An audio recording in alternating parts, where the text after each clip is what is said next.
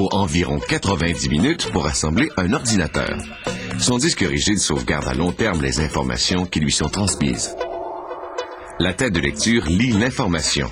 Elle possède une grande précision. L'espace compris entre la tête de lecture et le disque rigide est plus minuscule qu'un cheveu. Le disque rigide est installé à sa place dans l'ordinateur.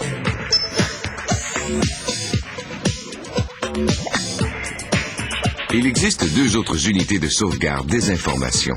Le lecteur de disque amovible de 3 pouces et le lecteur de CD-ROM, qui permet de lire et d'exécuter des programmes enregistrés sur des disques compacts. Ces deux unités sont mises en place. La colonne vertébrale de l'ordinateur, c'est la carte mère. C'est à cette composante que sont connectées les autres pièces de l'ordinateur. Ce refroidisseur dissipe la chaleur générée par le chipset. Certaines cartes de son sont intégrées directement à la carte mère. Ces connexions sont en ordre: l'entrée audio, sa sortie et la prise du microphone. Cette bague de rétention AGP retient la carte vidéo lors du transport. Ce capteur thermal mesure la température émise entre le processeur et la carte mère. Le processeur est le cerveau du système. Il interprète, calcule et exécute les instructions données. Le processeur possède plusieurs millions de transistors et sa cadence, sa vitesse de travail, atteint désormais le gigahertz. Le processeur repose sur ce socle. Le refroidisseur du processeur dissipe la chaleur intense. Son efficacité dépend du type de matériau employé et un matériau conductible assure un meilleur refroidissement. La mémoire RAM emmagasine l'information de courte durée, mais elle s'efface dès qu'on coupe le courant. Toutefois, cette mémoire est plus rapide que celle du disque rigide et du CD-ROM.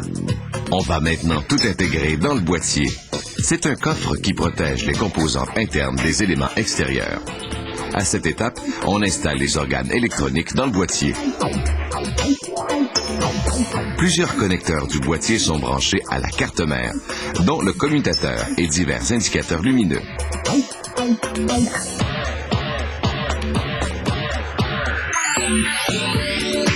Ceci est la sortie du connecteur de la carte vidéo qui relie l'ordinateur au moniteur télé.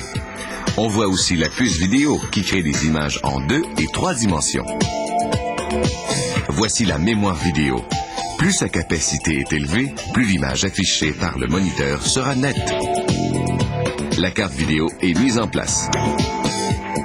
Le modem fait communiquer deux ordinateurs. Ces condensateurs rendent le signal téléphonique parfaitement pur pour faciliter les communications. Ce connecteur de puce modem contrôle l'information qui circule entre les deux ordinateurs. Le fax modem est installé. Le bloc d'alimentation transforme l'électricité selon le voltage requis par les différentes composantes.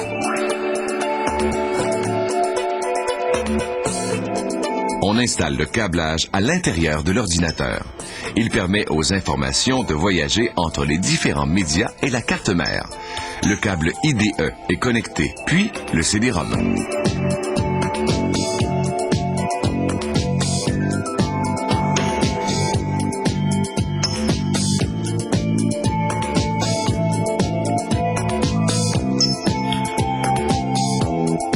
Les derniers fils électriques sont branchés aux différents organes de l'ordinateur.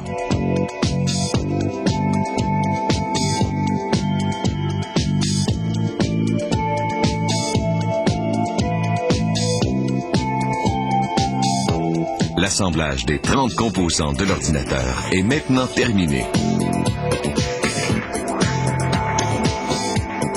Juste avant de le refermer, on teste chaque ordinateur pour vérifier le bon fonctionnement de ses périphériques. Puis, on le ferme et on procède à l'emballage.